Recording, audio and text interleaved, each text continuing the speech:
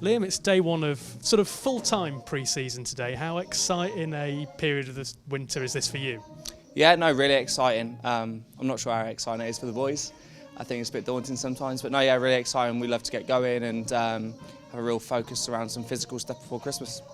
I know last week was more about benchmarking and finding out where everybody's at before you start pre-season. How does that work feed into what you now do this side of Christmas? Yeah, it's really good because obviously working with the players for the last 5 years, you have a good idea of how people are and potential injuries that players have, but gathering some evidence, getting some good objective numbers down on the board and really going after things that potentially could help us, one, keep players on the pitch, but also two, improve performance is key really to how we go.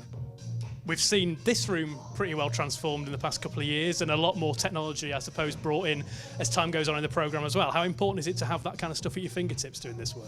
Yeah, all credit to the club really, investing on the physical side and also a couple of local Knots businesses.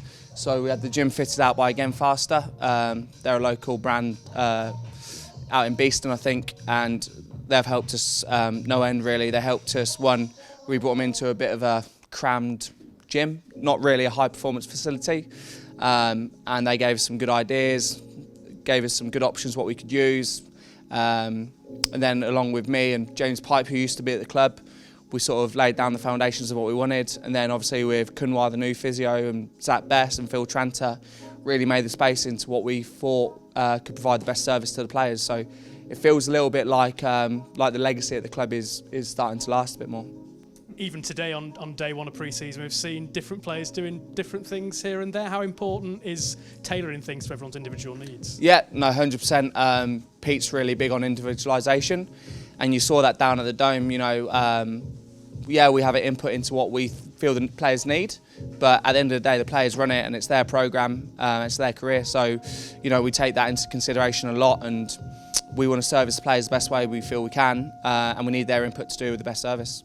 So that's more driven by them than by you, I guess. You've got the information, but they can make the final calls. 100%, and it's the way the game's going, really. Obviously, with players now playing all around the world, England Lions, franchise cricket, and those young developing players, you know, they have an idea of what they want to achieve and how they want to play the game. And we're here just to try and help them take any physical limitations out of the game, so they can go on the field and perform the best they can and achieve what they want to achieve. Yeah, I guess that's got to factor into the work you do. I mean, today there's maybe a dozen players here, but as you say, there's some all around the world who you might not see again for another few months. Does that change the sort of things you might suggest that they should be looking at working? Yeah, definitely, because, you know, players that are here based with us now, they have a great 6-week physical block. They do a little bit of cricket, they have a bit of break, and then they delve deeper into their cricket, and, you know, we pull back a little bit on the physical. Players like Ducky, for example, they're getting ready to go and play Test cricket, so they've got different demands on them. They're at different stages in in essence, they're not out of season, they're still in season. So we have to tailor the programmes around that. We make sure we give them good options to be able to do that in hotel rooms and things like that. So it's, yeah, it really is. It's a different sort of programme nowadays.